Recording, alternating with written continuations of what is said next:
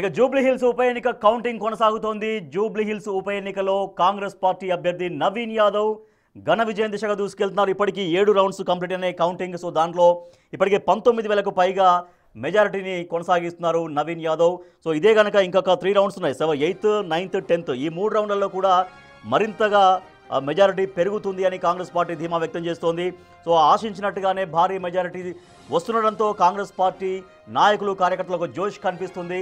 మరొక స్థానం, మరొక నెంబర్, మరొక ఎమ్మెల్యే కాంగ్రెస్ పార్టీ నుంచి రాబోతున్నటువంటి సందర్భాన్ని పురస్కరించుకొని కాంగ్రెస్ పార్టీ శ్రేణులు ఆనందం వ్యక్తం చేస్తున్నారు, నృత్యాలు చేస్తున్నారు. సో కాంగ్రెస్ పార్టీకి ప్రజల ఆదరణ ఇంకా మరింతగా ఉంటుందన్నటువంటి నమ్మకాన్ని కూడా వాళ్ళు వ్యక్తం చేస్తున్నారు. జూబ్లీ హిల్స్ ఉప ఎన్నిక ఫలితం కాంగ్రెస్ పార్టీలో మరొకసారి నూతన జోష్ తీసుకొచ్చింది. At the same time BRS పార్టీలో ఒక నైరాశ్య వాతావరణం కనిపిస్తోంది. బీఆర్ఎస్ ఎట్టి పరిస్థితుల్లో గెలిచి తీరుతుంది, సిట్టింగ్ స్థానాన్ని కాపాడుకుంటుందని బీఆర్ఎస్ చాలా స్ట్రాంగ్గా చెప్పింది. అయినప్పటికీ కూడా ఇంత గ్యాప్ ఉంది. ఇప్పటికీ ఇంకా 7 రౌండ్లు అయిపోయాయి, ఇంకా 3 రౌండ్లు ఉన్నాయి. ఈ 3 రౌండ్లలో కూడా ఎక్కువగా కాంగ్రెస్ పార్టీ అభ్యర్థికి నవీన్ యాదవ్కి మరింతగా మెజారిటీ రాబోతున్నట్టుగా కాంగ్రెస్ పార్టీ వర్గాలు చెబుతున్నాయి. ప్రస్తుతం మనతో లైవ్లో జాయిన్ అవుతున్నారు రాష్ట్ర ప్రభుత్వ విప్ ఆది శ్రీనివాస్ గారు. ఆది శ్రీనివాస్ గారు నమస్తే అండ్ మీకు కంగ్రాచులేషన్స్. Thank you. రైట్, మీరు అనుకున్నట్టు మెజారిటీ వస్తుందా? ఎంత మెజారిటీ ఎక్స్పెక్ట్ చేశారు? ఇంత ఎక్స్పెక్ట్ చేశారా, లేదంటే కొంత 4,000, 5,000 వరకు మెజారిటీ వస్తుంది అనుకున్నారా? అంటే మేము ఎగ్జిట్ పోల్ తదుపరి పరిశీలించిన తర్వాత 2 కోణాలు ఆలోచిస్తే 8 నుంచి 10,000 లేదా 20 నుంచి 30,000 వరకు కూడా మెజారిటీ రావడానికి అవకాశం ఉందని అదే రోజు టీవీ ఛానల్ కూడా నేను చెప్పడం జరిగింది. అంటే 2 అంచనాలు ఎలా అంటే పరిస్థితిని బట్టి సైలెంట్ ఓటు లేదు, గెలిపించాలని చెప్పిన తప్పనతో ఉండేటువంటి విధంగా చూస్తే ఈ విధంగా ఉంటుందని నాకు కూడా అనుభవంతో చెప్పడం జరిగింది. అదే జరిగింది.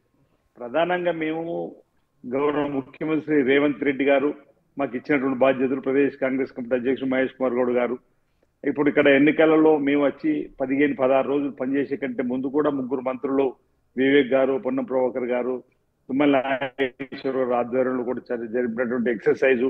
మేము వచ్చిన తర్వాత మొదటి హాఫ్ చూస్తే మేము గడపకు వెళ్ళినప్పుడు కొంత సైలెన్స్ గా కనిపించడం, ఇంకా ఓటర్లు ఏం నిర్ణయం తీసుకోలేదని చెప్పిన ఒక అర్థమైనటువంటి వేళ.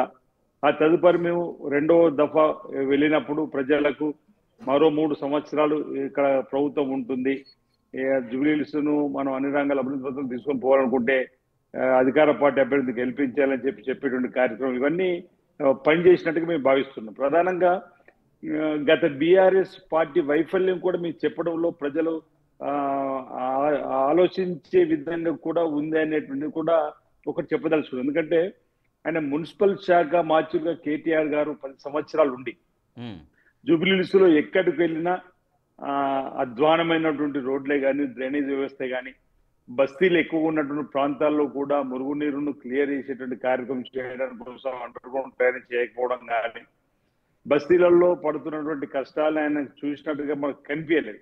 అదే ఇక్కడ ఉప ఎన్నిక కంటే ముందే మరి బాధ్యత ప్రభుత్వం పైన పడ్డది కావచ్చు. అక్కడ ఎమ్మెల్యేగా ఉన్నటువంటి గోపీనాథ్ గారు మరణించడం, మరి అక్కడ ఉన్న సమస్యలనే చూడాలని చెప్పిన ప్రభుత్వం ఆలోచించినప్పుడు ఇంచుమించు 170 కోట్ల వరకు ఏవైతే ఎమర్జెన్సీ పనులు కావాలన్నారో వాటికి నిధులు కూడా మంజూరు చేయడము, ఆ నిధులు మంజూరైన తర్వాత టెండర్లు కాబడము, పనులు మొదలు కావడం అనేది కూడా ప్రజల్లో ఒక చర్చ జరిగింది.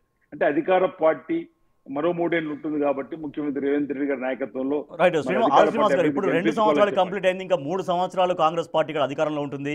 సో ఈ సమయంలో ఇప్పుడు మళ్ళీ రిస్క్ చేయడం దేనికి?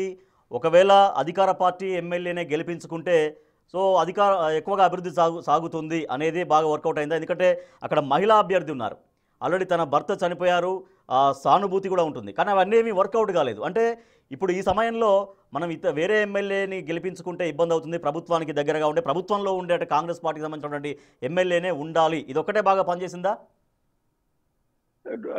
అంటే అనేక ఫ్యాక్టర్స్ పనిచేయడానికి అవకాశాలు ఉన్నాయి. ప్రధానంగా ఉప ఎన్నిక కాబట్టి రాష్ట్రంలో కాంగ్రెస్ పార్టీ ప్రభుత్వం ఉంది, సమర్థవంతంగా గౌరవ ముఖ్యమంత్రి గారు రేవంత్ రెడ్డి గారి పరిపాలన కొనసాగిస్తున్నాడు, ఉప ముఖ్యమంత్రి మంత్రులందరూ కలుపుకొని. కాబట్టి ఈ సమయంలో నగరంలో గతంలో జరిగిన కంటోన్మెంట్ లో కూడా కాంగ్రెస్ పార్టీ అభ్యర్థి గెలిచిన తర్వాత జరిగిన అభివృద్ధి తీరుతెన్నుల్ని మరి మంత్రులు చెప్పినటువంటి ప్రచారాలు కానీ, ఉప ముఖ్యమంత్రి చెప్పిన ప్రచారాలు, ప్రధానంగా రేవంత్ రెడ్డి గారు తన ప్రచారాన్ని ఉధృతం చేసే క్రమంలో చెప్పినటువంటివి కూడా ప్రజల గుండెల్లో పెళ్లి అని చెప్పి నేను భావిస్తున్నాను. ఈరోజు మీరు ఒక మాట అన్నారు, కన్నీళ్ళు లేదంటే ఇతరత్ర ఆలోచన. ఎందుకు బీఆర్ఎస్ కు సంబంధించినటువంటి వాళ్ళు ఈ నిబంధనను ఉల్లంఘించిన క్రమంలో టీజేఆర్ గారు చనిపోయిన తర్వాత కుటుంబానికి అవకాశం ఇవ్వకుండా ఉప ఎన్నికల్లో వాళ్ళ అభ్యర్థిని పోటీ పెట్టినటువంటి సందర్భాన్ని కూడా మీరు చెప్పినప్పుడు ప్రజలన్నీ కూడా ఆసక్తిగా విన్నరు. ఆ తర్వాత ఆసక్తిగా చర్చించుకున్న తర్వాత మీరు రిజల్ట్ ఇచ్చారు.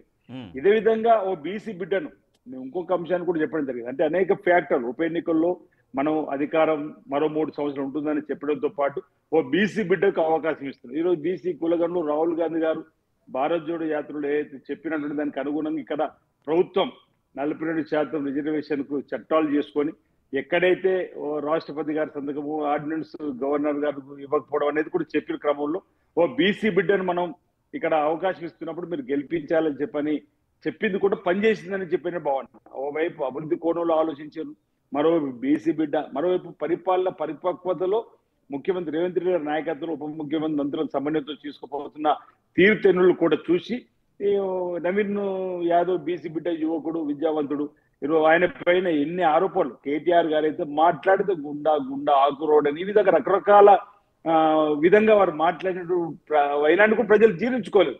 ఎందుకంటే ఆ కుటుంబం బీఆర్ఎస్ లో ఉన్నప్పుడు మంచి వాళ్ళు, అదే కాంగ్రెస్ పార్టీకి వచ్చిన చెడ్డ వాళ్ళు ఎట్లయితారని చెప్పనేది కూడా మీరు చెప్పినటువంటిది కూడా ప్రజలు గమనించారు.